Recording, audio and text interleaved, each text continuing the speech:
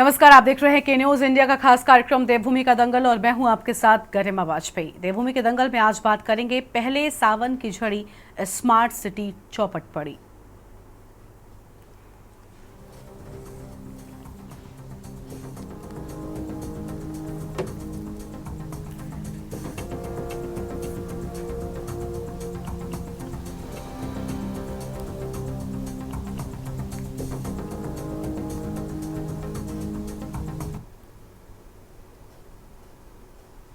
सावन के पहले सोमवार को देवभूमि उत्तराखंड में तेज बारिश के बाद जनजीवन अस्त व्यस्त हो गया है। पहाड़ से लेकर मैदान तक बारिश का कहर देखने को मिल रहा है। एक ओर जहां पहाड़ों में लैंडस्लाइडिंग की घटनाएं बढ़ गई हैं, तो वहीं आपको बता दें कि दूसरी ओर मैदानी क्षेत्रों में भारी जल भराव भी देखने को मिल रहा है और सड़कें अब नदियों में तब्दील हो गई हैं। आलम तो ये है कि कई कई घंटों का जाम राजधानी देहरादून समेत तमाम जनपदों में देखने को मिल रहा है। तो वहीं सोमवार से कांवड़ यात्रा भी शुरू हो गई है। ऐसे में तमाम कांवड़ियों को भी बड़ी दिक्कतों का सामना करना पड़ रहा है। देहरादून में तेज बारिश के बाद हुए जलभराव के बाद लोगों के घरों और दुकानों में सड़कों का पानी घुस गया, जिससे लोगों का लाखों रुपयों का सामान पानी में बर्बाद हो गया। राज्य के मुख्यमंत्री पुष्कर सिंह धामी ने राज्य आपदा प्रबंधन केंद्र का औचक निरीक्षण किया।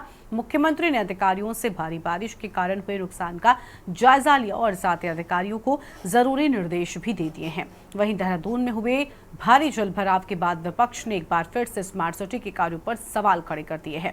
विपक्ष का यह आरोप है कि स्मार्ट सिटी के कामों की वजह से देहरादून का जो स्वरूप है वो बिगड़ चुका है और अब इसका कोई भी लाभ प्रदेश की जनता को नहीं मिला है। अब तक विपक्ष का आरोप है कि स्मार्ट सिटी में बड़ा भ्रष्टाचार हो रहा है और जिसका खामियाजा आम जनता को भुगतना पड़ रहा है। और आज इसी मुद्दे पर विस्तार से करेंगे बातचीत। खास मेहमानों का पैनल हमारे साथ में होगा, लेकिन उससे पहले एक नजर आज के इस खास रिपोर्ट पर डालते हैं।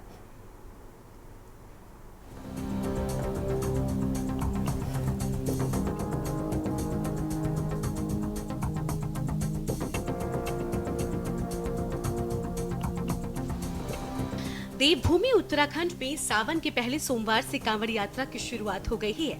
बड़ी संख्या में भोले के भक्त उत्तराखंड पहुंच रहे हैं।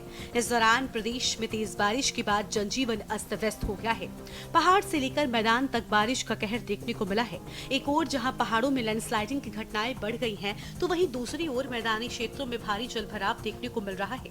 सड़कें नदियों में तब्दील हो गई हैं। आलम यह है कि कई घंटों का जाम राजधानी देहरादून समेत तमाम जनपदों में देखने को मिल रहा है। तो वहीं सोमवार से कांवड़ यात्रा भी शुरू हो गई है। ऐसे में तमाम कांवड़ियों को भी भारी दिक्कतों का सामना करना पड़ रहा है। मौसम विभाग ने आने वाले दिनों में भारी बारिश का अलर्ट जारी किया है। उत्तराखंड के लिए मौसम की बात करें, आज 22 तारीख जुलाई की हो गई है और पास्ट 24 आवर्स में कुमाऊं रीजन में अच्छी रेन मिली है। इसके साथ साथ देहरादून में भी जो हैवी रेन है वो मिली है आपकी मौकमपुर में। और अगर बात करें जो है कुमाऊं क्षेत्र की, तो वहाँ पे सबसे ज़्यादा बारिश आपको सामा में मिली है, जो कि करीब वेरी हैवी में है, 125 mm है। और इसी तरह जो हैवी रेन है उसमें बंगा पानी है, बनबसा है। बनबसा में आज भी जो है 98 mm जो है रेनफॉल मिली है, तो हैवी रेन है। और कल वहाँ पे जो है वेरी हैवी, एक्सट्रीमली हैवी तक भी वो मिल गई थी। अगर वो 4-5 घंटे के हम रेन लेते हैं तो एक्टिविटी वहाँ कंटिन्यूसली थोड़ी चली रही है। तो अभी भी जो रेड वार्निंग उसको तो हालांकि हमने कम किया कि थोड़ी एक्टिविटी कम हो रही है, लेकिन ऑरेंज अलर्ट में उसको अभी भी कुमाऊं क्षेत्र के जो डिस्ट्रिक्ट है, जिसमें कि अगर मैं आज बात करूं 22 तारीख को, तो नैनीताल, चंपावत, उधम सिंह नगर और इसी तरह अंदर के डिस्ट्रिक्ट हमारे पिथौरागढ़ और बागेश्वर, इनको आज हमने ऑरेंज में रखा हुआ है और कल भी ऑरेंज में रखा हुआ है। तो इन डिस्ट्रिक्ट्स में आप देखेंगे हैवी या वेरी हैवी रेन्स जो है अभी भी आज और कल भी जो है वो मिलेगी कहीं कहीं पर। तो इस राजधानी देहरादून में तेज बारिश के बाद हुए जलभराव के बाद लोगों के घरों और दुकानों में पानी घुस गया है, जिससे लोगों का लाखों का सामान पानी में खराब हो गया। वहीं राज्य के मुख्यमंत्री पुष्कर सिंह धामी ने राज्य आपदा प्रबंधन केंद्र का औचक निरीक्षण किया है। मुख्यमंत्री ने अधिकारियों से भारी बारिश के कारण हुए नुकसान का जायजा भी लिया और साथ ही अधिकारियों को जरूरी दिशा निर्देश भी दिए हैं। वहीं देहरादून में हुए भारी जलभराव के बाद विपक्ष ने एक बार फिर स्मार्ट सिटी के कार्यों पर सवाल खड़े कर दिए हैं। विपक्ष का आरोप है कि स्मार्ट सिटी के कार्यों की वजह से देहरादून का स्वरूप बिगड़ा है और इसका कोई लाभ प्रदेश की जनता को नहीं मिला। विपक्ष का आरोप है कि स्मार्ट सिटी में बड़ा भ्रष्टाचार हो रहा है, जिसका खामियाजा जनता को भुगतना पड़ रहा है। देखिए, तो हर वर्ष का है कि मानसून इस समय दस्तक तो देता ही देता है, और जिस प्रकार से हमारी चार धाम यात्रा एकदम सुव्यवस्थित रूप से चली है और अच्छे से चली है, रिजल्ट भी उसका अच्छा आया। और जैसा कि हमने अनुमान लगाया था, हमारे यशस्वी मुख्यमंत्री श्री पुष्कर सिंह धामी जी ने कहा था, पिछले साल का भी रिकॉर्ड अब की बार की हमारी यात्रा तोड़ेगी, वो दिखाई दे रही है और धरातल पर नजर भी आ रही है। तो जिस प्रकार से एकदम सुचारू रूप से हमारी चारों धाम यात्रा चली है, उसी प्रकार से सुचारू रूप से हमारी कावड़ यात्रा भी चलेगी। पूरी चाक चौबंद व्यवस्था है और खुद मुख्यमंत्री जी की पैनी नजर हमारे ये कावड़ यात्रा के या उस पे बनी हुई है, और लगातार पुलिस की भी मॉनिटरिंग चल रही है। तो मैं उम्मीद करती हूँ कि जिस और सभी को अनुरोध करती हूँ आपके चैनल के माध्यम से कि हमारे उत्तराखंड में पधारने पे सभी कावड़ियों का बहुत बहुत धन्यवाद और आभार। जिस तरीके से सरकार काम कर रही है वो वास्तव में बहुत सोचनीय बात है। स्मार्ट सिटी के काम पहली बारिश में, एक दो बारिश में ही जो काम हुए हैं उसका पोल खोलने का काम सरकार एक ही बारिश में उसका पोल खोल दिया है, और सरकार तमाम दावे कर रही है। हमारा तो आरोप है और मानना भी है इस बात को कि आप भी मानते होंगे, देहरादून का जो प्राचीन स्वरूप था, जो स्मार्ट सिटी से बनने से पहले का स्वरूप था, उसको भी गाड़ने का काम सरकार ने किया है। ड्रेनेज सिस्टम यहाँ का टोटली कोलैप्स कर गया, बर्बाद कर दिया गया है। पानी की निकासी कहीं है नहीं, सीवर लाइनें जगह जगह खोद दी गई हैं, सड़कों में गड्ढे बना दिए गए हैं, और सरकार स्मार्ट सिटी के नाम पर निश्चित रूप से देहरादून के स्वरूप को खराब करने का काम कर रही है, और आम आदमी की परेशानियों को बढ़ाने का काम सरकार ने किया है। कुल मिलाकर राज्य में हुई भारी बारिश के बाद जनजीवन पूरी तरह से अस्त व्यस्त हुआ है। सावन के पहले सोमवार को एक ओर जहां भोले के भक्त परेशान हैं, तो वहीं दूसरी ओर चारधाम यात्रा में आने वाले श्रद्धालुओं को भी भारी दिक्कतों का सामना करना पड़ रहा है। वहीं देहरादून में हो रहे भारी जलभराव के बाद राज्य में एक बार फिर से स्मार्ट सिटी के कार्यों पर सवाल खड़े हो गए हैं। ऐसे में सवाल ये है कि मानसून की शुरुआती बारिश में ये हाल है तो फिर आगे क्या परिस्थिति होगी? क्या यही सरकार की तैयारी है? क्या जलभराव ही स्मार्ट सिटी की पहचान बन गई है? Uttarakhand desk report.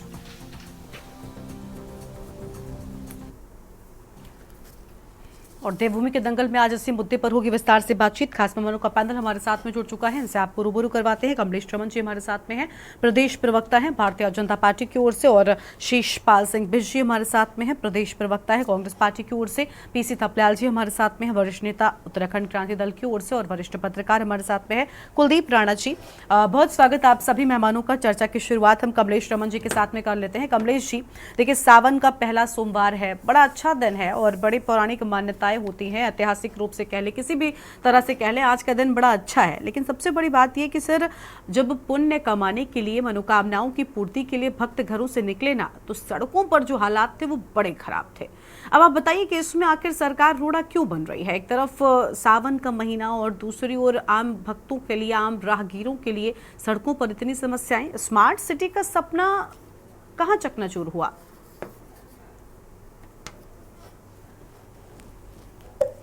देखिए, सबसे पहले तो मैं आज, क्योंकि सावन का पहला सोमवार है, सभी को बधाई देना चाहूंगी कि हमारा सावन लगा और भोलेनाथ जी सभी की मनोकामना भी पूर्ण करें, और जो यात्री हमारे प्रदेश के अंदर आ रहे हैं उनकी यात्रा भी मंगलमय हो। सभी को बधाई, और हमारे जितने भी पैनल में मेरे भाई बैठे हैं, बड़े बैठे हैं, आप हैं, सबको ढेर सारी शुभकामनाएं और बधाई। दूसरी बात, आपने कहा कि पहला ही सावन था और स्मार्ट सिटी जो है धराशायी हो गई, पानी भर गया जगह जगह। देखिए, बरसात है और क्योंकि ये कुदरत का जो है एक ऐसा प्रकृति का खुद का एक ऐसा नियम है कि उसको कोई रोक नहीं सकता, लेकिन हाँ, उसको हम कुछ हद तक ये कम कर सकते हैं कि हमारी जो सड़कें हो, हमारी जो नालियां हो, हमारा जो ड्रेनेज सिस्टम हो, वो बेहतर से बेहतर हो।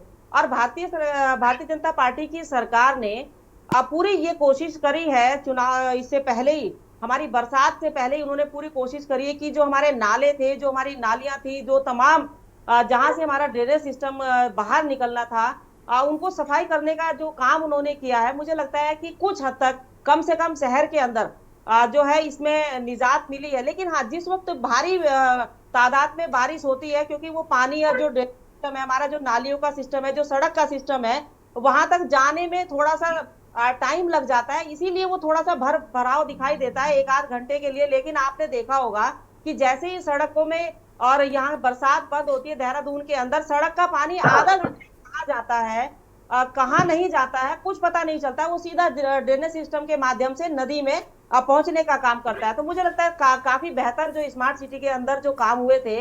आप चक्रोता रोड को देख लीजिए, अगर आप आज से अभी 10 साल पहले की अगर हम बात करें या 8-9 साल पहले की हम बात करें, तो चक्रोता रोड पर इस तरह से पानी भरता था बिंदाल के आसपास कि गाड़ियां नहीं चलती थी और घंटों घंटों का जाम लगता था।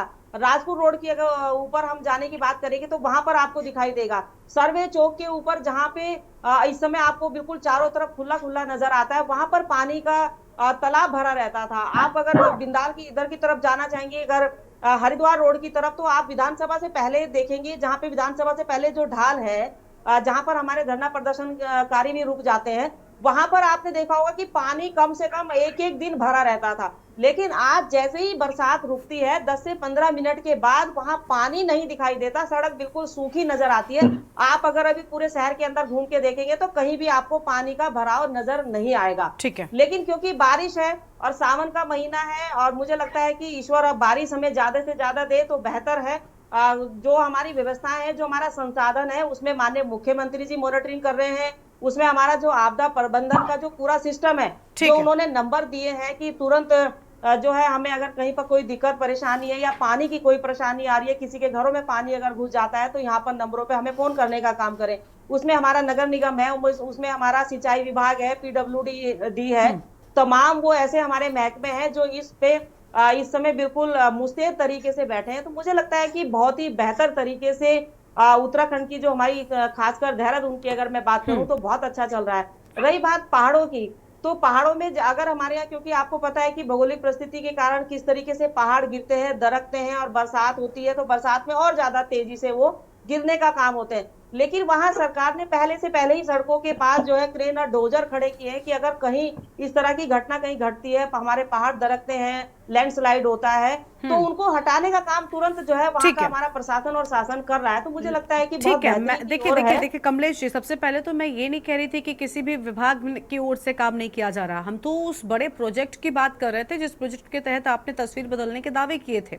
वो तस्वीरें हमें हमारी तस्वीर में नजर क्यों नहीं आती? जब हमारे रिपोर्टर्स जाते हैं ग्राउंड जीरो पर, तब हमें सड़कें बदहाल व्यवस्था में क्यों नजर आती हैं? ये तो फिर भी कांवड़ यात्रा है, सावन का महीना है, उत्तराखंड में भगवान भोलेनाथ के न जाने कितने मंदिर हैं जहां पर अलग अलग जगहों पर पूरे देश से लोग पहुंचते हैं।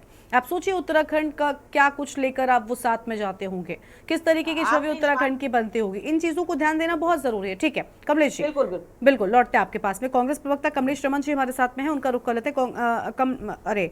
माफ कीजिएगा, कांग्रेस से हमारे साथ में शीशपाल सिंह बिष्ट जी है। शीशपाल जी, स्वागत आपका भी चर्चा में। शीशपाल जी, बहुत सारे कारण बताए कमलेश जी ने, जो उनका भौगोलिक क्षेत्र है जिस तरीके का, उसका भी हवाला दिया। लेकिन क्या ये ठीक है? उत्तराखंड में क्या लोग अवगत नहीं है कि यहाँ बारिश कब होती है, कितनी होती है? ऐसा तो नहीं कि इस बार हजारों सालों के रिकॉर्ड टूट गए बारिश के, जो पानी भर गया? ये तो हर बार का है ना। देखिए गरिमा जी, मानसून को लेकर के जो चेतावनी हम प्रदेश सरकार को लंबे समय से दे रहे थे, और हमारी आशंकाएं मानसून की पहली बारिश से ही जो है सच साबित हुई। मानसून की पहली बारिश में ही राजधानी देहरादून में ही 5 वर्षीय बच्चे की रामलीला ग्राउंड प्रेम नगर में जो है गड्ढे में डूबने से मौत हो गई। उसी बारिश में जो है 16 वर्षीय बच्ची नदी में, बिंदाल नदी में बह गई। और आज की हाल तो ये है, आज की बारिश में मैं स्वयं कारगी चौक से हरिद्वार बाईपास है, जहाँ से आईटीबीटी के लिए जाते हैं, 2 घंटे ऐसा लगा था कि रोड है ही नहीं। आपको वीडियो में देख सकता हूँ अगर आप कह देंगे। जाइए गरिमा जी, आप निकल ही नहीं सकते। सावन में भगवान भोले को जल करके महिलाएं घर से निकल नहीं पा रही, जो है गलियां बिल्कुल ताला बंद है। तो ये सीधा सीधा है सिस्टम बिगड़, जो किसी को लेकर वो धरा प्रवक्ता जो खूबसूरत तस्वीर अपनी जो है बयानबाजी में थे, जो जहां तक मैंने देखा है कि 2 घंटे 1 घंटे जो है बिल्कुल पानी निकल जाता है, लेकिन वार्ड में आप जाइए तार बने हुए हैं। जो भराव की समस्या उससे आप भविष्य में जो है चिकनगुनिया का, मलेरिया का हो गया है, और डेंगू की समस्या से राजस्थान में पहले भी क्या हाल थी गर्मी, आपसे भी छुपा नहीं क्योंकि आपने भी कई दिन उसमें पिछले साल की है। तो ये जो हालत है राजधानी के, उसमें सिटी के लोगों को इतना पैसे खर्चने के बाद भी ये हालत सुधरने चाहिए, लेकिन हालात सुधरते हुए नजर नहीं आ रहे। और सोशल मीडिया देख लीजिए, तमाम टीवी चैनलों में देख लीजिए, जब बराबर की जो है तस्वीर आएंगे, रोड नजर बिल्कुल नदियों में तब्दील हो गया। आपने करप्शन में इससे खतरनाक वीडियो मेरे पास उपलब्ध है। तो ये ठीक है, ठीक है। देखिए शिषपाल जी, आपकी आवाज़ कुछ ठीक तरीके से हम तक नहीं पहुंच पा रही, हम उसको ठीक करवाते हैं। आगे बढ़ते हैं कुछ और मेहमानों के पास में। यूकेडी के वरिष्ठ नेता हमारे साथ में हैं, पीछे थपलाल साहब। थपलाल जी, यूकेडी ने तो बहुत आंदोलन किए, यूकेडी ने बहुत लड़ाई भी लड़ी, लेकिन सर अब तक तस्वीरें नहीं बदली। आप लगातार चाहे बीजेपी हो चाहे कांग्रेस हो सवाल पूछते रहे हैं, लेकिन अभी भी जो तस्वीरें आज निकलकर सामने आई, आज देखिए सोचिए कांवड़ यात्रा चल रही है, बड़े बड़े धाम हैं, 4 धाम हैं सबसे पहले तो, उसके बाद अलग अलग जगहों पर भगवान शिव के मंदिर हैं, लोग जाते हैं। आज सावन का पहला सोमवार है, न जाने कितनी जगहों से ऐसी खबरें सामने आई हैं जहां पर सड़कों पर जो हाल है, जो तस्वीर है, वो वाकई में दिखाने योग्य नहीं है। हम अपने स्क्रीन पर दिखा भी रहे, कांवड़ियों ने शिकायत की है कि हमें चलने में दिक्कतें हो रही हैं। अब आप समझिए, एक तरफ आप स्मार्ट सिटी बना रहे थे, और सबसे बड़ी बात यह हाल देहरादून में भी है। जब लोग यहाँ पर प्रवेश करते हैं, सिर्फ कांवड़ी नहीं, जो आम लोग भी अलग अलग जगहों से, अलग अलग प्रदेशों से पहुंच रहे हैं उत्तराखंड में, देहरादून पहुंचने से उनकी हालत खस्ता हो जाती है कि आखिर वो आगे कैसे बढ़ेंगे। ये तस्वीर, ये संदेश क्या उत्तराखंड से जब वापस लौटेंगे दर्शनार्थी, ये तीर्थयात्री, तो यही लेकर जाएंगे उत्तराखंड के बारे में? और जिसे यकीन ना हो वो हमारी स्क्रीन पर तस्वीरों में देख सकता है कि क्या स्थिति है देहरादून स्मार्ट सिटी की। जो तीर्थ यात्री तो इन्होंने बहुत खुश कर रखे हैं नेम प्लेट के नाम पे, जिसमें कि आज सुप्रीम कोर्ट ने रोक लगा दी। लेकिन हाँ। जहां तक यहाँ की व्यवस्था का सवाल है, ये राज्य महिलाओं की कुर्बानी से लिया गया, और वो महिलाएं सुशीला बलूनी के साथ दफन हो गई। और आज की महिलाएं मालूम नहीं क्या अपराध किया होगा इस राज्य ने, वो सारी की सारी आंख मीच कर इस व्यवस्था को सेव कर रही है। सेव, आपने देखा होगा कि अभी पहले जो बोली वही तोते वाली बात, और उनकी मुख्यमंत्री की पैनी नजर, फिर सामने जो प्रवक्ता आई वही भी वही रिपीट किया कि सब कुछ ठीक ठाक, पानी 2 मिनट में बाहर चले जाता है, और पैनी नजर मुख्यमंत्री की। कभी कभी लगता है कि उस मुख्यमंत्री की पैनी नजर देखने का दिल करता है कि कितनी पैनी नजर होगी, जो पैनी नजर हर जगह रहती है, चाहे वो कहीं भी हो, देश में हो, विदेश में हो, यूनिफॉर्म सिविल कोड वालाना हो, धर्मांतरण हो, कब्र खोदना हो, कुछ भी हो, उनकी पैनी नजर अकेली काम करती है। और अगर हम उनके प्रवक्ताओं को पूछें कि इससे कंसर्न मंत्री कौन है, तो शायद जवाब नहीं दे पाएंगे। कहां गए वो मंत्री, कहां गए इनकी कार्यदायी संस्थाएं जो आज पूरी मुंह के बल पर गिर गई हैं, जो बेपटरी हो चुकी हैं। अगर मैं बात करता हूं स्मार्ट सिटी की, तो स्मार्ट सिटी में जो लोगों को मिलना था वो नहीं मिला, जिससे लोग कहते कि हाँ देहरादून स्मार्ट सिटी बनते हुए नजर आ रही। यहाँ पे मोहल्लों में अगर गैस के कनेक्शन घर घर में लगे होते, जो इन्होंने स्मार्ट सिटी का एक प्रमुख भाग है कि हर घर में गैस पाइप जाएगी, सारी बिजली जो व्यवस्था है वो अंडरग्राउंड होगी, ये कहा गया था। नाली चाक चौबंद होगी सब जगह, और कॉलोनियों में जो अतिक्रमण किया गया हुआ है जगह जगह, उसको तोड़ा जाएगा। लेकिन ये कुछ ना होते हुए मैं धन्यवाद देता हूं इन्वेस्टर समिट का, जिसने सारे शहर को पोत दिया, सारे शहर की दुकानों में बोर्ड लगा दिए, और जो जमीन में काम होना चाहिए था वो इस अभागे स्मार्ट सिटी को कुछ नहीं मिला। और ये लिस्ट ने भी कहा है वो आउट हो चुकी है स्मार्ट सिटी के नाम पे। अब ये फेल हो चुके हैं इस देहरादून को स्मार्ट सिटी का स्वरूप देने में। ये इनके प्रवक्ता को पता ही नहीं होगा कि अब स्मार्ट सिटी केंद्र सरकार की दृष्टि पर पैसा था वापिस। और ये लोग आज कुछ भी कोशिश करें, जो बेपटरी हो चुकी है, जो एमडीडीए ने बर्बादी में उत्तराखंड को खड़ा, देहरादून को खड़ा कर दिया है, यहां पे जो माफिया का साम्राज्य चला हुआ है, उस माफिया के आगे आज की प्रदेश की राजनीति बौनी पड़ गई है। जहां कहीं देखो एमडीडीए कंस्ट्रक्शन करा रहा है, कोई नियम कानून सब जूते की नोक में, और जिस तरह से मुख्यमंत्री किसी माफिया के कहने में कि साहब इतनी फुट की रोड में, इतनी फुट में तुम 3 मंजिला, 4 मंजिला, 5 मंजिला बनवा दो, और पहली नजर वाले 2 मिनट में ले बना, और ऊपर से तरफ एक चौथी मंजिल में जब पहाड़ी लुक का वो बना दो, अल्लाह पहाड़ी लुक का भी बना दे, तेरे को चौथी मंजिल भी मिल गई। मतलब जो सिस्टम एक प्लानिंग से होना था शहर का विकास, और वो नहीं हुआ। जो पहले वाले थे, वो देहरादून का एक जो बहुत बड़ा जो लंच कहलाता था परेड ग्राउंड, जहां पे कि पूरी वाटर चार्जिंग होती थी पूरी, उसको बर्बाद करके परेड ग्राउंड में पूरा पैसा झोंक के और चले गए।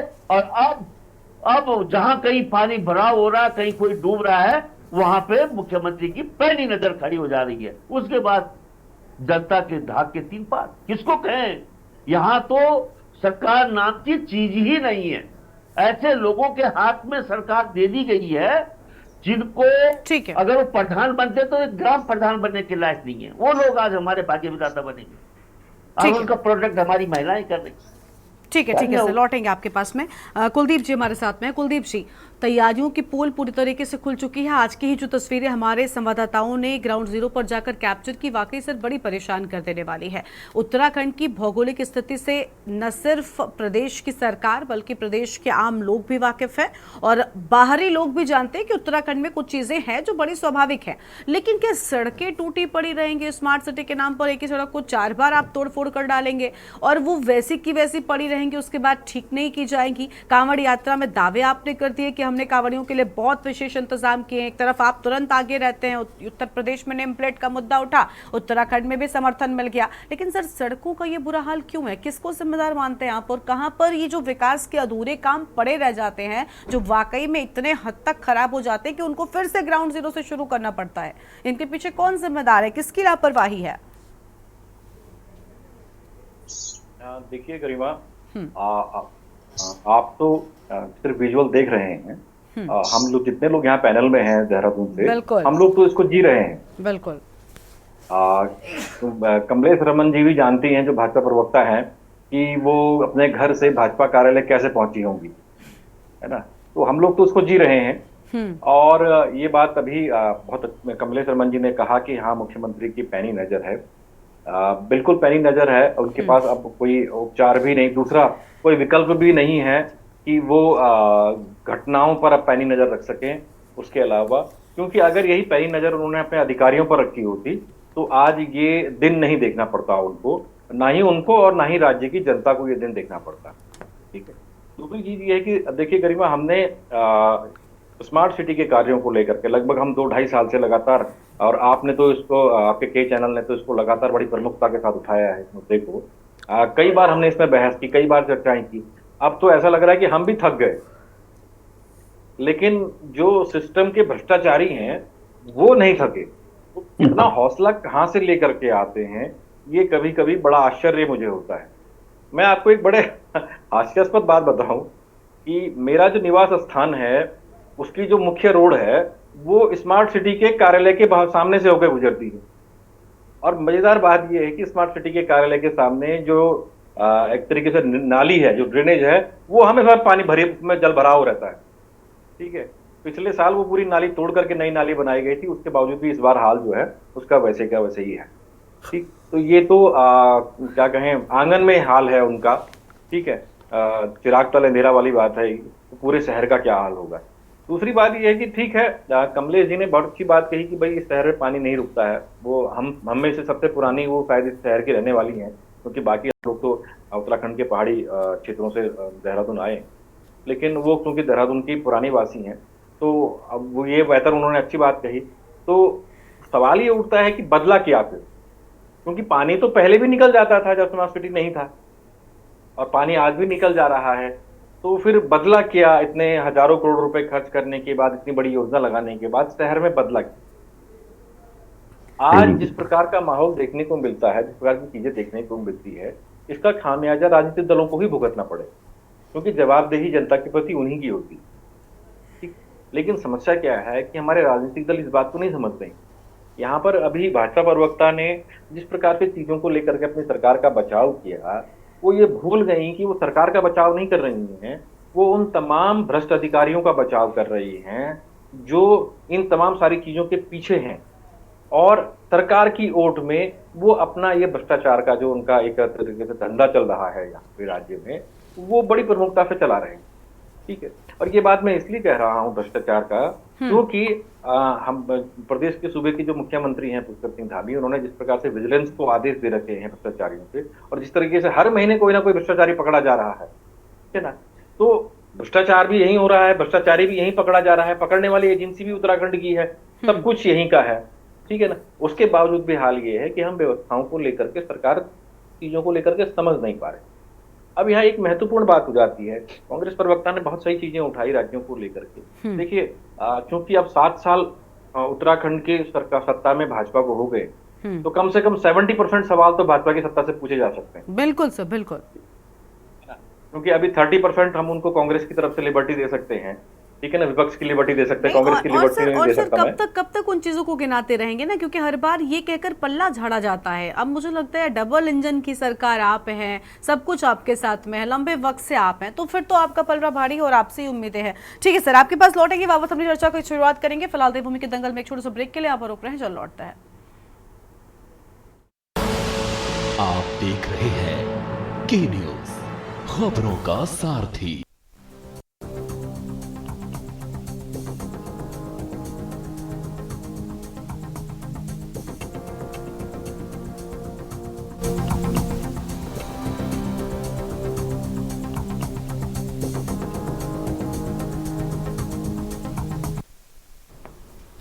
ब्रेक के बाद देवभूमि के दंगल में आप सभी का स्वागत है। हम बात कर रहे हैं स्मार्ट सिटी के नाम पर चौपट पड़ी सड़कों की। जी हां, क्योंकि एक तरफ सावन का महीना शुरू हो चुका है और बड़ी संख्या में श्रद्धालु और दर्शनार्थी उत्तराखंड का रुख कर रहे हैं, लेकिन उनके सामने जो तस्वीरें निकलकर सामने आ रही हैं वो वाकई परेशान कर रही हैं। उनके सामने भी कई दिक्कतें लेकर आ रही हैं। हमारे साथ में खास मेहमान लगातार बने हुए हैं। कमलेश रमन जी हैं, शिवपाल सिंह बिष्ट जी हैं, पीसी थपलियाल जी हैं और कुलदीप राणा जी हैं। कमलेश जी, सबकी बातें आपने सुनी होंगी। देखिए, कुलदीप जी ने बहुत अहम बातें कही कि आप जो विरोध यहाँ पर कर रही हैं ना, वो उन भ्रष्ट अधिकारियों के लिए भी ठीक है, क्योंकि भ्रष्ट अधिकारी जो है वो अपना काम ऐसे ही करते रहेंगे और आप यहाँ पर बैठकर उनका बचाव करती रहेंगी। और सबसे बड़ी बात यह है कि ऐसा नहीं है कि इन सड़कों से बीजेपी कांग्रेस, सिर्फ कांग्रेस वालों या यूकेडी वालों को गुजरना पड़ता है, ये सिर्फ कुलदीप जी गुजरेंगे। इन्हीं सड़कों से आपको भी, आपके परिवार को भी गुजरना पड़ेगा।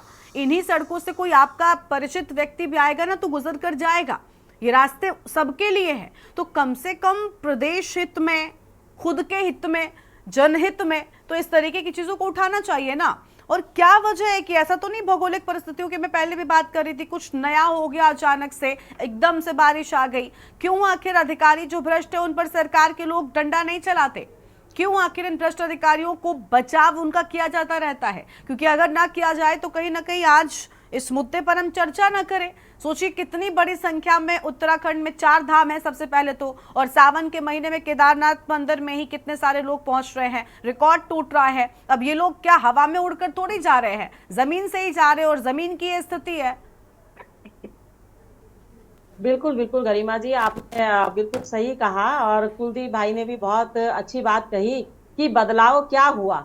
कुलदीप जी ने कहा कि बदलाव क्या हुआ, पानी तो पहले भी भरता था और पहले भी निकल जाता था, लेकिन पहले मैं कुलदीप भाई को बताना चाहती हूँ, कुलदीप भाई को भी पता होगा, हमारे सभी बैठे हैं पैनलिस्ट, सभी को मालूम होगा कि पहले कम से कम अगर बरसात आती थी और पानी भरता था खड्डों में तो 2-2 दिन तक यहाँ पे सड़कें जो है जाम में रहती थी और खड्डों में जो है पानी भरा रहता था, निकलता नहीं था। लेकिन आज कम से कम, जो मैं बदलाव की बात जो कुलदीप जी ने कही कि क्या बदलाव हुआ, बदलाव ये हुआ स्मार्ट सिटी जब बनी तो इसमें जो पानी ठहरता था 2-2 दिन तक, आज वो आधा घंटा भी पानी नहीं ठहरता। पहली बात तो ये है जो मैंने की बात का जवाब दिया। आधा घंटा भी शहर के अंदर, अगर आप अभी अपने पत्रकार को भेज के देखेंगी ना गरिमा जी, तो आप देखेंगे कि सड़क में पानी इस वक्त 1 घंटा हो गया बारिश को रुके हुए कम से कम, और पानी नहीं दिखेगा आपको सड़कों पर। एक तो ये बात हुई। दूसरी बात, अभी आपने कहा कि जो भ्रष्टाचारी हैं उनको हम लोग बढ़ावा देने का काम कर रहे हैं। मुझे लगता है कि सबसे ज्यादा अगर जेल में जाने का काम हुआ है तो पुष्कर सिंह धामी जी की सरकार में लोगों को जो पारदर्शिता से काम करने का जो तरीका है, ठीक है जो उनको देखिए, जेल ये में डालने का इसको काम कहते किया, हैं ऐसा अपने नहीं- मुंह मियां मिट्ठू बनना, और इसको कहते हैं खुद का गुणगान करना। आपको कुछ कहना था तो ये कहती कि हाँ भाई, सबसे ज्यादा जो सड़कें बनी है वो हमारे उसमें बनी है। मैं बता रही हूँ। उसके बाद अगर उसके बावजूद भी अगर हमारे जो अधिकारी हैं वो लापरवाही करते हैं या सड़क को बनाने में कोताही बरतते हैं, टेंडरिंग में कोताही बरतते हैं या भ्रष्टाचार करने का काम करते हैं, तो उन्हीं की जो सैलरी है, उन्हीं का जो पैसा है, उसी से विभाग वसूली भी करता है कि आपने जो गलत किया है उसका खामियाजा भी आप ही भुगतेंगे। तो मुझे लगता है कि ये एक बहुत बड़ी अच्छी पहल है। दूसरा, अभी शिषपाल जी ने कहा था, शिषपाल जी कह रहे थे कि ड्रेनेज सिस्टम नहीं है, आप बंजारा वाला जाके देख लीजिए, कार की देख लीजिए, वहां देख लीजिए, इधर देख लीजिए। क्या जब कांग्रेस की सरकार थी, क्या इन्होंने तब उस वक्त शहर के अंदर कारपेट बिछा रखा था जो पानी नहीं ठहरता था कहीं? क्या इन्होंने इतने बड़े बड़े नाले बनाए हुए थे जो पानी नहीं ठहरता था कहीं? कम से कम आज देखिए, जो कि जो बारिश है वो तो कुदरत की देन है, और वो कितनी तेज बारिश बरसती है, कितने एमएम बारिश बरसती है, इस पर निर्भर करता है कि पानी कितनी देर कहां पर चलेगा। लेकिन कोशिश विभागों की ये रहनी चाहिए, जो हमारा आपदा प्रबंधन सिस्टम है उसकी कोशिश ये रहनी चाहिए कि किसी भी जनमानस को कहीं पर भी अगर दिक्कत परेशानी है तो उसके लिए वो त्वरित से जाकर के उसकी मदद करने का काम करे। अभी थपलियाल जी ने भी एक सवाल उठाया कि हमारा जो सिस्टम है, जो हमारी स्मार्ट सिटी है, उसके तहत हमने क्या किया, भ्रष्टाचार हुआ। लेकिन मैं एक बात थपलियाल जी से पूछना चाहती हूँ कि कचहरी के सामने इनका ऑफिस है यूकेडी का। आपने आज से अगर आप 5-6 साल पहले भी देखेंगे या 7 साल पहले, 10 साल पहले की अगर स्थिति आप थपलियाल जी से पूछेंगे तो वहां पर खड्डे हुआ करते थे, क्योंकि वहां पे पुराना बस अड्डा था पहले, वहां पानी इस गति से भरता था कि इनके कार्यालय में भी पानी घुसता था। आज क्या थपलियाल जी के कार्यालय में पानी घुसता है? क्या आज थपलियाल जी की जो सड़क है ऑफिस के सामने, क्या उसके सामने खड्डा है? क्या वहां पानी बह रहा है? क्या वहां पर थपलियाल जी जा नहीं पा रहे? हाँ, ये बात जरूर है कि जो हमारे कुछ अन्य जो क्षेत्र हैं जहां पर ड्रेनेज सिस्टम की आज भी वाकई दिक्कत है, उसको सुधार करने का काम विभाग को वाकई ही करना चाहिए। और विभाग को इसीलिए ये सख्त निर्देश दिए गए हैं कि कहीं पर भी कोताही ना हो। आप तहसील के पास चले जाएं, आप हमारा जो पलटन बाजार है, जहां पर जब दुकानों में पानी भरता था, अभी शिषपाल भाई ने कहा कि जो हम पलटन बाजार में जब घुसते थे कि स्मार्ट सिटी से आपने क्या किया, पलटन बाजार में जब हम पहले घुसते थे गरिमा जी, तो वहां पर दुकानों के अंदर 2 से 3-3 फीट पानी रहता था, और उनका जो कपड़े, सामान, जितना भी उनका बेचने का सामान होता था, सारा पानी में बह जाता था और लगभग गीला हो जाता था। कम से कम आज उनकी दुकानें इस हिसाब से हैं कि वहां पर उनकी दुकानों के अंदर पानी नहीं जा रहा। हाँ, जो पुरानी दुकान जो कभी उन्होंने ऊपर नहीं किया होगा या कोई उन्होंने मरम्मत नहीं कराई होगी या कोई बात होगी, तो किसी एक की दुकान में जरूर जा रहा होगा। मैं इतना भी नहीं कहती कि बिल्कुल 100% नहीं जा रहा होगा, ठीक है। पर फिर भी 99% आज आप पलटन बाजार में जाइए, एक जगह कहीं आपको पानी खड़ा नजर नहीं आएगा, सीधा आगे चलता हुआ बहता हुआ नजर आएगा। और क्योंकि देखिए ये हमारा पुराना उत्तराखंड है, तो यहाँ कांग्रेस की सरकार भी रही, तो क्या वो भी बताएं कि उन्होंने क्या सड़कों का उस समय जब चक्रोता रोड पे जाम लगता था, लेकिन घंटों उनको गए का, बड़े दिन हो गए ना, तो इसलिए हम उनसे सवाल नहीं पूछ रहे हैं। और बहुत लंबे वक्त से आप हैं, बहुत लंबे वक्त से आप हैं, तो सवाल तो आपसे ही पूछना पड़ेगा। और ठीक है, अभी कुलदीप जी भी कह रहे थे कि 70% जवाबदेही आपकी तो कम से कम हो ही जाती है, और मुझे लगता है 100 में से 70 बहुत है, आपके पास जवाब होने चाहिए। और आप जो कह रही हैं ना मैडम, असल में सच्चाई इतनी आसान नजर नहीं आई। हमने अपने इस चर्चा से पहले एक रिपोर्ट दिखाई थी टीवी पर, आप उस रिपोर्ट को ध्यान से देखेंगे ना, तो उसमें आपको इतनी तस्वीरें अलग अलग जगहों की दिखाई देंगी जो देखकर आपको भी लगेगा कि वाकई में सड़कें जो हैं वो बदहाल, मतलब उनकी व्यवस्था बिल्कुल ठीक नहीं है, वो इसी अवस्था में नजर आ रही हैं। तो वो चीजें बहुत अहम हो जाती है। कुलदीप जी, अभी आपने सुना कमलेश जी ने कहा कि जो बदलाव है वो हुआ है, उस पर मुझे हंसी आई। मुझे लगा कि शायद सिर्फ मुझे ही हंसी आई, लेकिन मैंने आपको भी मुस्कुराते हुए देखा कि ये जो बदलाव है वाकई में आपको लग रहा है कि बदलाव जैसी कोई स्थिति हुई। आप ही का सवाल था बदलाव वाला, जिस पर कमलेश जी बोल रही थी। देखिए, अब कमलेश जी तो अपने सरकार का बचाव करेंगी अच्छी बात भी है। नहीं, बचाव नहीं, जो सही है वही फैक्ट बताएंगे। अरे मैम, ऐसा कहाँ संभव हो पाता है? पलटन बाजार चले जाइए आप, ठीक है। और जो आपने कहा कि किसी दुकानदार ने अपने दुकान में काम नहीं करवाया होगा इसलिए, ठीक है, तो वहां पानी आ रहा होगा, लेकिन ऐसा नहीं। मैं आपको मजेदार बात बताता हूँ कि जब ये स्मार्ट सिटी का काम चल रहा था तो उसमें उस बीच लॉकडाउन हो गया था देहरादून में, ठीक है, और उसके बाद उसके बीच भी ये काम शुरू हो रहा था। उस समय यहाँ पे डीएम आशीष श्रीवास्तव हुआ करते थे और सीईओ भी वही थे। हालांकि कई सवाल जो हैं वो जो हम यहाँ पे बहस कर रहे हैं उसमें ये इनमें से अधिकांश सवालों के जवाब जो है वो आशीष श्रीवास्तव से लिए जाने चाहिए, जो तत्कालीन सीईओ भी रहे हैं स्मार्ट सिटी के और तत्कालीन डीएम भी थे, क्योंकि इन्हीं के दौरान में सबसे ज्यादा टेंडरिंग हुई थी, सबसे ज्यादा टेंडर इन्हीं के दौरान हुए थे, सारे ठेके आवंटन से लेकर के कार्यों की शुरुआत भी इन्हीं के दौरान हुई। ठीक है, लेकिन देखिए मैं आपको मजेदार बात बताऊं, नाली बन रही थी इस्पाल जी, नाली बन रही थी और पलटन बाजार में आपने देखा होगा कि जहां पर एक शॉप है जिसमें पेन काफी मात्रा में, सरदार जी की एक शॉप है जिसमें पेन काफी मात्रा में रखी जाती हैं, वो पेनों के लिए वो दुकान बड़ी फेमस है। उनकी दुकान के आगे नाली के बीचों बीच में एक बिजली का पोल था। तो मैंने मिस्त्री से पूछा कि मैंने कहा भाई ये नाली तुमने बना दी है तो ये पोल कैसे हटेगा, नाली के बीचों बीच ये पोल है। तो उसने कहा कि साहब ये तो ठेकेदार जाने और ये तो मालिक जाने कि भाई वो पोल कैसे हटेगा। ठीक है, और मेरे पास उसके विजुअल हैं वैसे भी, अभी मैंने रखे थे उसमें फोटो वगैरह की। ऐसे में पूरे पूरे रास्ते का हाल यही था।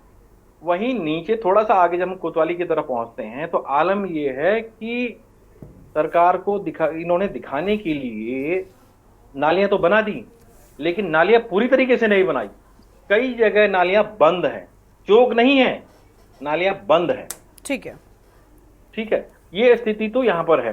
दूसरी चीज ये है कि देखिए आपने कहा कि 15 मिनट में पानी चला जाता है, अच्छी बात है, शहर का पहाड़ी परिक्षेत्र है, ज्यादा पानी नहीं रुकता है, या तो नदियों में ज्यादा पानी नहीं रुकता, लेकिन किसी की दुकान को बर्बाद करने के लिए ना 5 सेकंड भी बहुत होते हैं।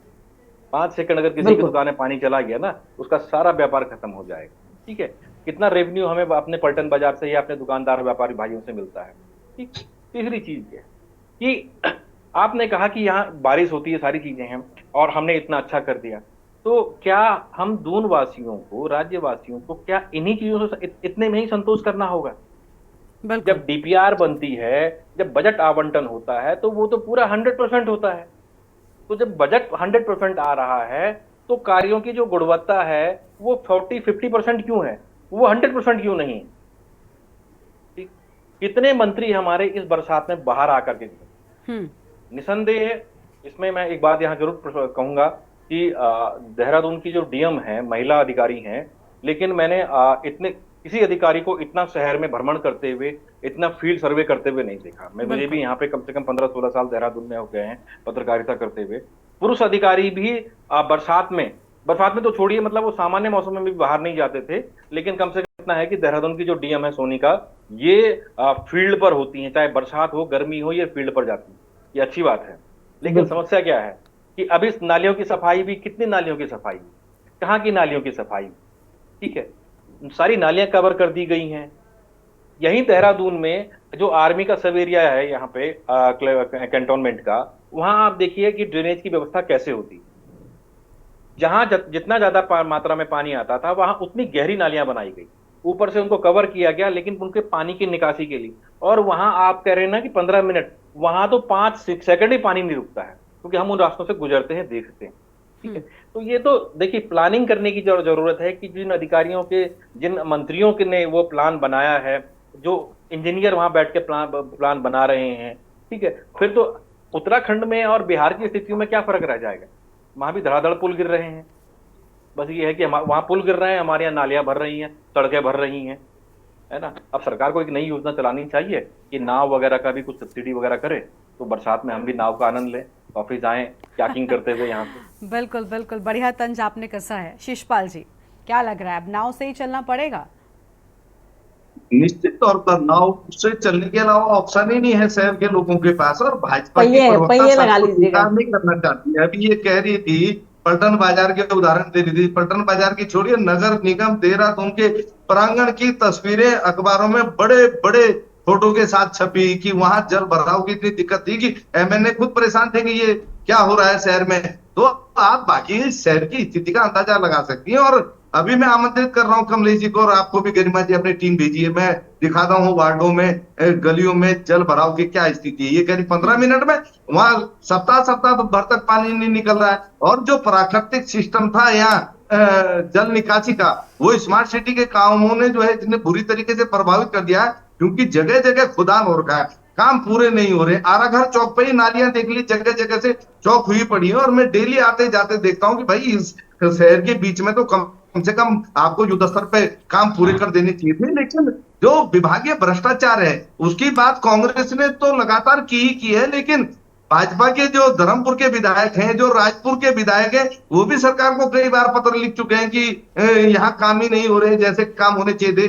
जो डीपीआर थी स्मार्ट सिटी की उसमें हिसाब से काम नहीं हुआ है, तो इनके धर्मपुर के विधायक ने कहा, मेयर ने भी कहा इसमें भ्रष्टाचार है। फिर किसका इंतजार कर रहे हैं प्रदेश सरकार भ्रष्टाचारियों पर कार्रवाई करने के लिए? अगर अब तक कार्यदायी संस्था पे गाज गिर गई होती, निर्माण एजेंसियों पे गाज गिर गई होती, भ्रष्ट अधिकारी नप गए होते तो कार्य दुरुस्त हो गया होता। लेकिन भ्रष्टाचार को किसका संरक्षण है ये मुझे बोलने की आवश्यकता नहीं है। इसी कारण लोगों को परेशानी हो रही है, और अगर आप सच को स्वीकार ना करें तो फिर इसमें मैं कुछ नहीं कर सकता। लेकिन जो तस्वीरें राजधानी देहरादून के हर कोने से आ रही है वो तो बड़ी डरावनी वाली है, और ऐसी बिल्कुल नहीं है जैसी भाजपा की प्रवक्ता बता रही है। मैं आपको नगर निगम के प्रांगण का खुद जो है उदाहरण दिया है, और ये तो बीचों बीच है शहर की, तो किसी कोने में भी नहीं है।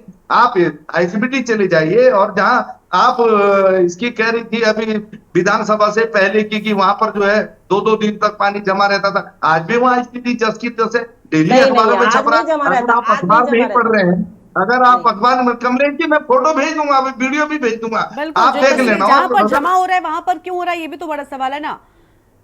कहीं पर ठीक भी हुआ तो कम से कम इतनी तस्वीरें हैं कि उन तस्वीरों में कम से कम ये तस्वीरें क्यों निकल कर सामने। मुख्य मार्गों में आप देखिए किस तरीके से हमारी टीवी स्क्रीन पर तस्वीरें चल रही हैं। यहाँ से किसी भी कोई भी बड़ा हादसा हो सकता है।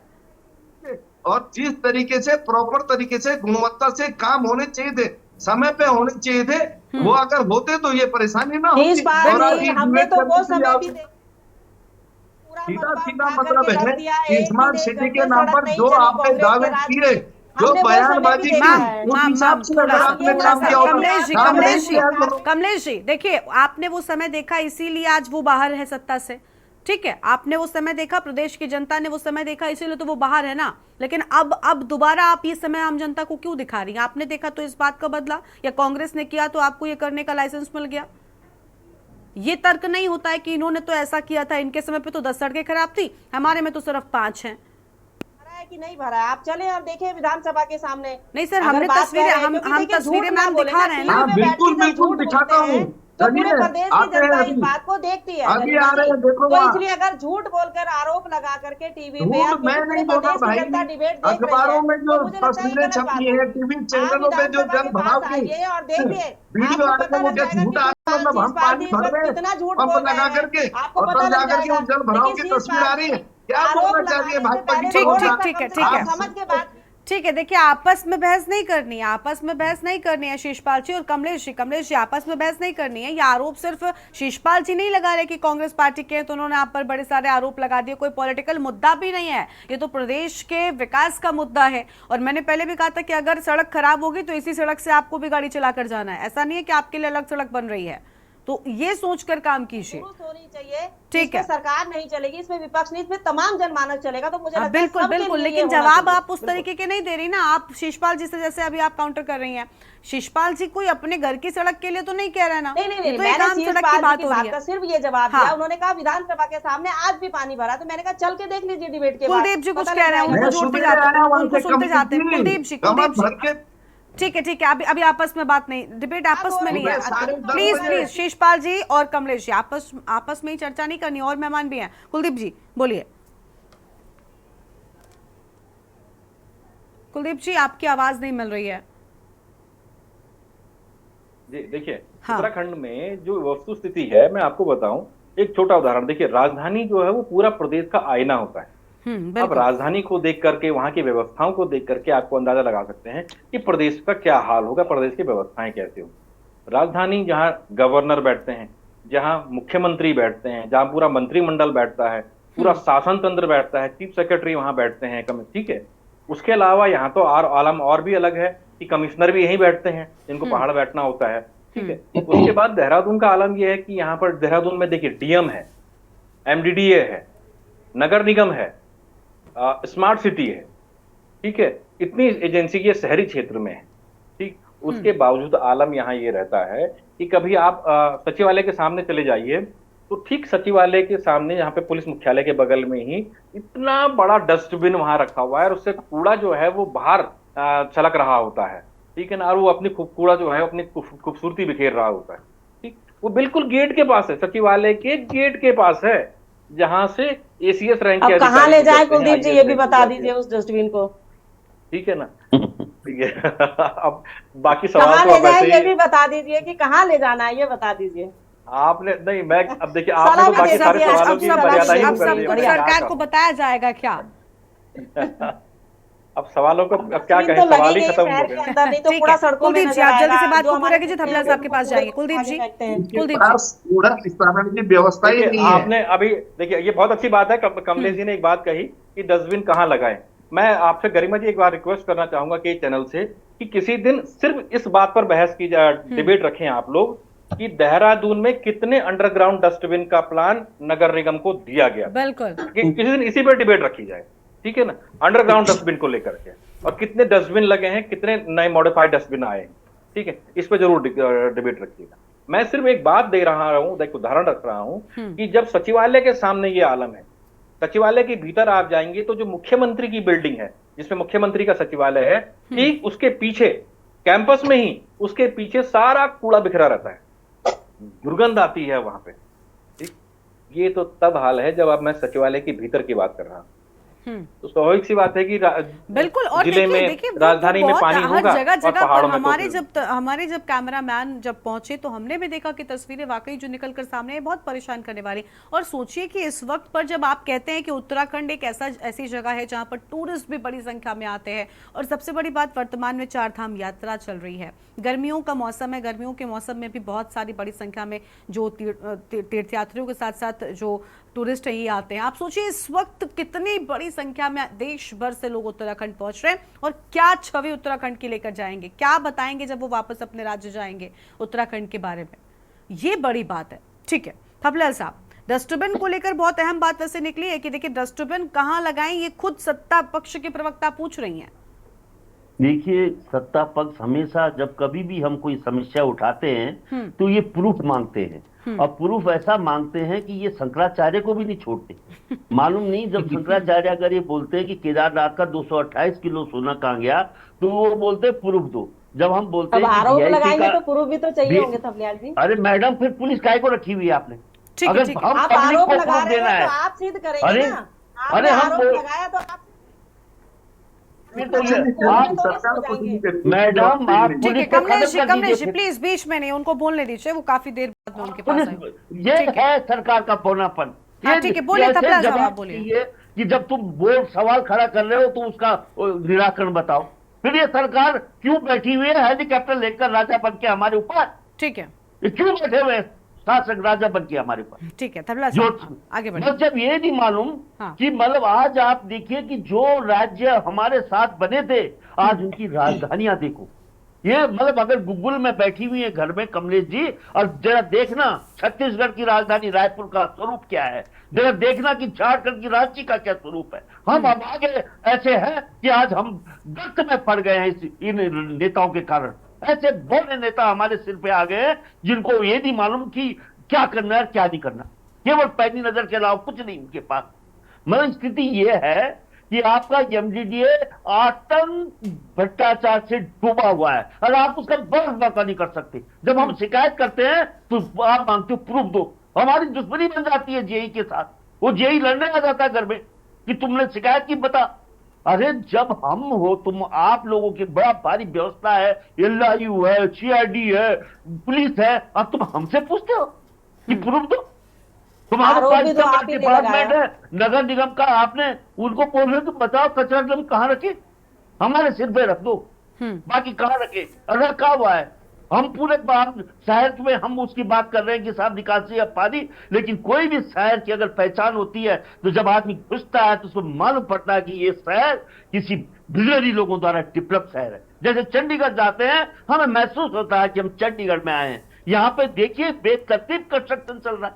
आपने कभी सोचा इस बारे में? कभी नहीं सोचा। कभी आप एमडीडे की तरफ गए कि एमडीडे एक सफेद हाथी के रूप में राक्षस पैदा हो रखा है देहरादून की छाती पे, जिसने बर्बाद करके रखी है इस राज्य शहर को, बर्बाद। और कैसे कैसे वो लेते हैं, हम शिकायत करते हैं तो हमारे गले लग जाती है कि कैसे हर फ्लोर पे वो लिया जाता है। लेकिन क्या करें, किसको बताएं? सारे ऐसे ही हैं पूरा। इसीलिए मैं बोला कि हमारी सरकार माफियों के शिकंजे में फंस चुकी है। ये माफियों के शिकंजे, आपके सांसद को बोलना पड़ा कि भाई वो हमारा हरिद्वार में पूरा खनन हो रहा है अवैध, आपके सांसद ने बोला। ठीक है क्या हुआ? ठीक है, तो मतलब सिस्टम फेल हो चुका है। ठीक है, यानी दिक्कतें बहुत हैं और आप कहना है कि सिस्टम फेल हो चुका है। कुलदीप जी के पास में फिर से एक बार जाऊंगी, आखिरी टिप्पणी आपकी चाहेंगे। कुलदीप जी, क्या लग रहा है कि कहीं ऐसा तो नहीं कि उत्तराखंड की सरकार, क्योंकि हम देखते हैं ना, जो मुद्दा देश में चल रहा होता है, जो राष्ट्रीय राजनीति में चल रहा होता है, उत्तराखंड की सरकार कभी भी उन मुद्दों पर चूकने से, मतलब ऐसा नहीं कि कोई रह जाएगा, हर चीज में उनका नाम होगा, उनकी ओर से अच्छे एक्शन लिए जाएंगे। और जो पीछे की चीजें निकलती जाती हैं, चाहे वो उत्तराखंड की मूल समस्याएं ले लें या स्मार्ट सिटी पर हमने बहुत सारे डिबेट्स की है, स्थायी राजधानी पर बहुत सारी डिबेट्स की है, बहुत से ऐसे मुद्दे हैं, गैरसैंड को लेकर बहुत सारी चीजें हैं जो उत्तराखंड के पलायन के मुद्दे पर, बिजली के मुद्दे पर, लेकिन ये सिर्फ जब तक चर्चा में रहते हैं, इन पर कुछ होता है विपक्षों की ओर से, सिर्फ तब तक चर्चा में रहे। एक बार चर्चा से बाहर गए, सरकार का ध्यान पूरी तरीके से हट गया। आपको लगता है कि कहीं ना कहीं इग्नोरेंस होती रहती है? अनम्यूट कीजिए कुलदीप जी, अनम्यूट कीजिए, आपकी आवाज नहीं आ रही है। देखिए, आप केंद्र सरकार को देखिए और राज्य सरकार को देखिए, दोनों जगह भाजपा की सरकार। बिल्कुल ठीक है। प्रधानमंत्री मोदी ने अपने अधिकारियों के जिस तरीके से पेच कसे हुए, सारे अधिकारी फील्ड पर होते हैं। ज्यादा नहीं, आप उत्तराखंड के पड़ोस में उत्तर प्रदेश है, उत्तर प्रदेश में योगी आदित्यनाथ को देखिए। योगी आदित्यनाथ ने अधिकारियों के पेच कसे होते हैं। देश में एकमात्र ये, शायद ये पहले मुख्यमंत्री होंगे जिन्होंने सबसे ज्यादा आईएएस अधिकारियों को सस्पेंड नहीं किया है, टर्मिनेट किया है, बर्खास्त कर दिया है नौकरी से। ठीक है, ये पहले मुख्यमंत्री होंगे शायद जिन्होंने सबसे ज्यादा मात्रा में लोगों को वोट दिया। ठीक है, वहीं हम उत्तराखंड में देखते हैं। देखिए, मैं एक बात कभी कभी नहीं समझ पाता हूं, चुनाव नेताओं को लड़ना होता है, जनता को जवाब नेताओं को देना होता है, अधिकारियों को नहीं देना होता है। ठीक है, अगर सरकारें अधिकारियों के जितना ज्यादा पेच कसेंगी उतना ज्यादा वो ग्राउंड पर एक्टिव होंगे, और वो जितना ज्यादा ग्राउंड पर एक्टिव होंगे जनता उतनी सरकार को पसंद करेगी। लेकिन हमारे यहाँ चीजें उल्टी हो रही हैं। हमारे यहाँ चाहे भाजपा की सरकार आए चाहे कांग्रेस की सरकार आए, दोनों सरकारों में अधिकारी इनकी गोद में बैठे होते हैं। हम ये नहीं समझ पाते हैं कि सरकार शासन को चला रहा है या शासन सरकार को चला रहा है। उत्तराखंड में खासतौर पर ये ब्यूरोक्रेसी वाली जो चीजें हैं ये काफी ज्यादा उठती हैं। ठीक है, बिल्कुल। तो देखिए, जब तक लगाम नहीं लगाई जाएगी, चाहे वो भ्रष्ट अधिकारी हो या फिर जिस तरीके से विभागों के लोग हों, तब तक कहीं ना कहीं उत्तराखंड की तस्वीर जस की तस बनी रहेगी। और उम्मीद है कि देखिए, हम जो चर्चा कर रहे थे जिस मुद्दे पर कि सड़कें ठीक हों, वो जरूर होगा। कमलेश जी, यही उम्मीद है कि आप अपनी सरकार तक इस बात को पहुंचाएंगी। ठीक है, बहुत शुक्रिया आप सभी का हमारे साथ जुड़ने के लिए और अपनी बात रखने के लिए। तो विकास के नाम पर अधूरे पड़े जो काम है उन पर क्या कुछ हो रहा है, ये बड़ी बात है। देवभूमि के दंगल में आज उतना ही। आप देखते रहिए के न्यूज़ इंडिया। नमस्कार।